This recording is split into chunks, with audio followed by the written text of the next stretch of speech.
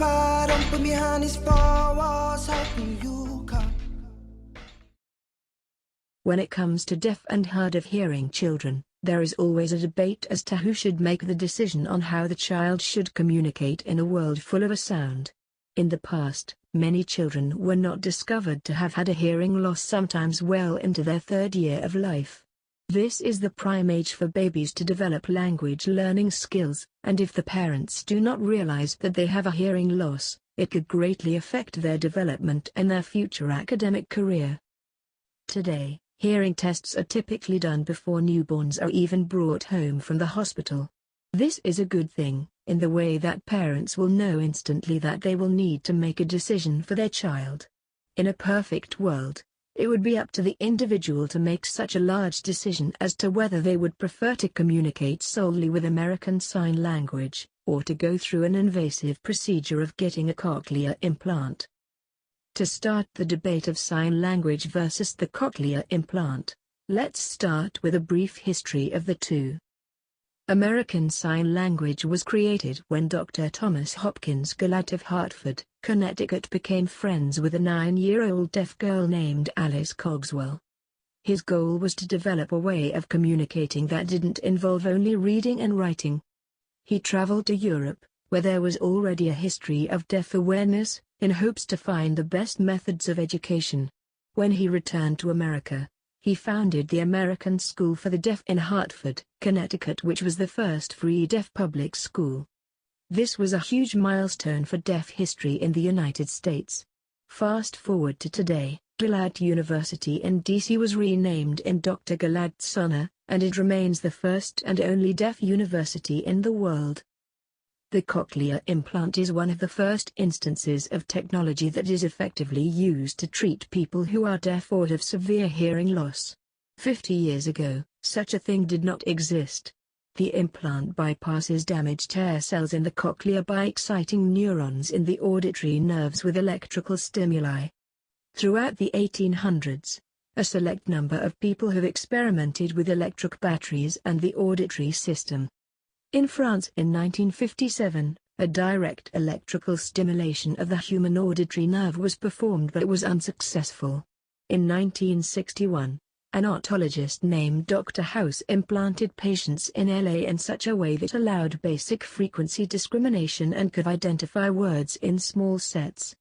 The first set of experiments had many issues, but when he resumed work in 1967 he partnered with an electrical engineer named Jack Urban who helped create the first successful cochlear implant. Many see Dr. House as the father or the foremost pioneer of the cochlear implant. Who should decide how a child should communicate? To some, the obvious choice may be that the parents should be the ones who choose how a child should communicate. This is where it gets tricky. Here is an example of a mother who believes that the cochlear implant is beneficial to their child. I have a 17-year-old that was implanted at age 2. People are amazed when I tell them she is deaf and don't believe me until she take her processor off. I too was hesitant when trying to make the decision of the implant or not, but have not regretted in going for it one bit. She is at a normal hearing level with her processor on. With that being said, it involves tons of parental involvement and therapy. If you are willing to put in the hard work and the school system or early intervention is on board, you will not regret it all. She won homecoming queen this year and graduating top of her class, headed for college.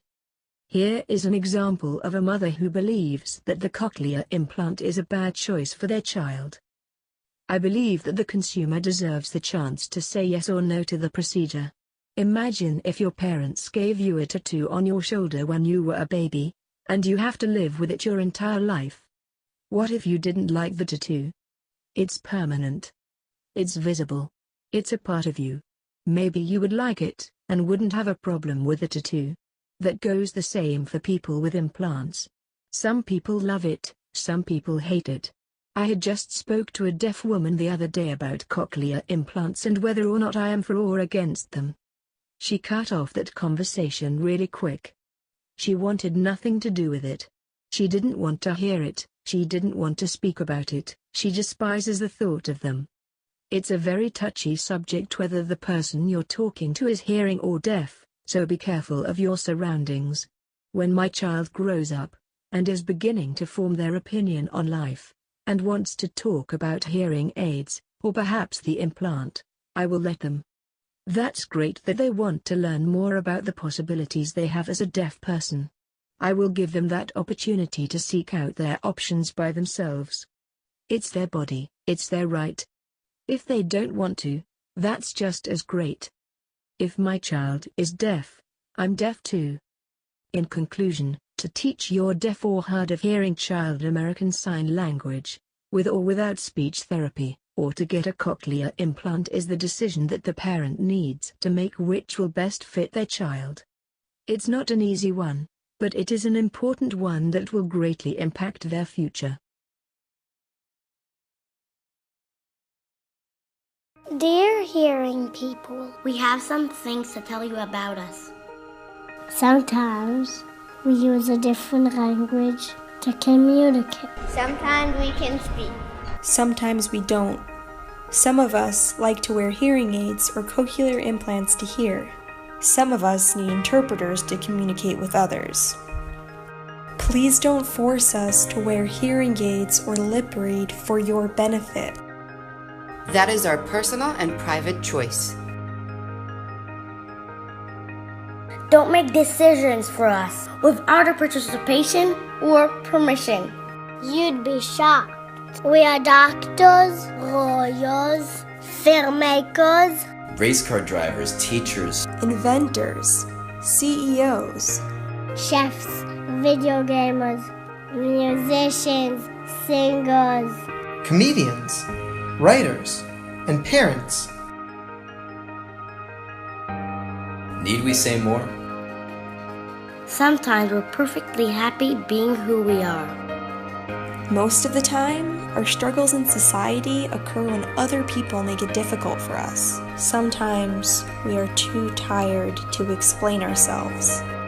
We suggest that you simply ask us questions and be open. Don't be scared. Don't run away. Running away only means that you'll continue to not understand us. That lack of understanding will only hurt us more. We're human beings with thoughts and feelings, just like anyone else.